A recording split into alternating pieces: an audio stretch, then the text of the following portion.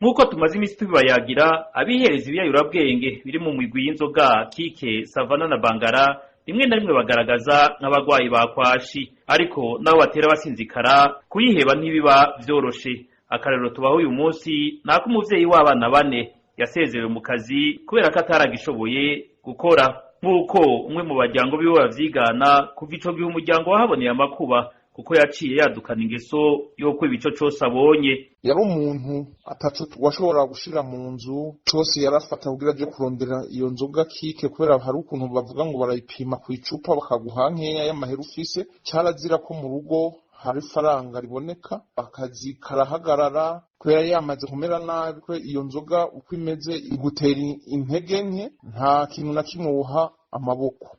Inyuma y'igihe kirekire yihereza ikinyobwa ca kike, uyu muvyeyi yahavuye ahuma ndetse anatirigana no mu bwonko. Kumuvuza nk'uko rino soko ribandanye rivyigana ntivyoroheye umuryango, kubera ko vyasaba kwamiza ko gushika ubwo bumara bwose bumuvuyemwo, imiti nayo bakaba bayigura buri mezi 3 kandi ku giciro kinini cane.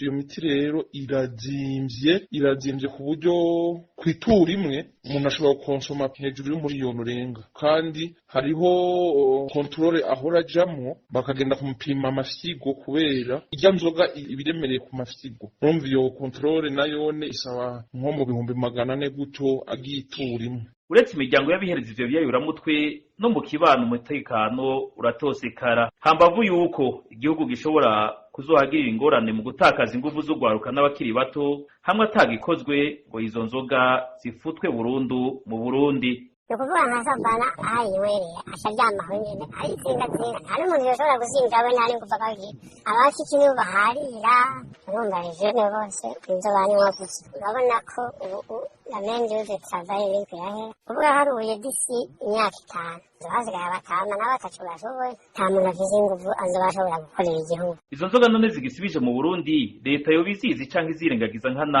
ku nyungu ibikuramwo. Ibi nivyo tuzogaruka ko mu makuru yacu yo hanyuma.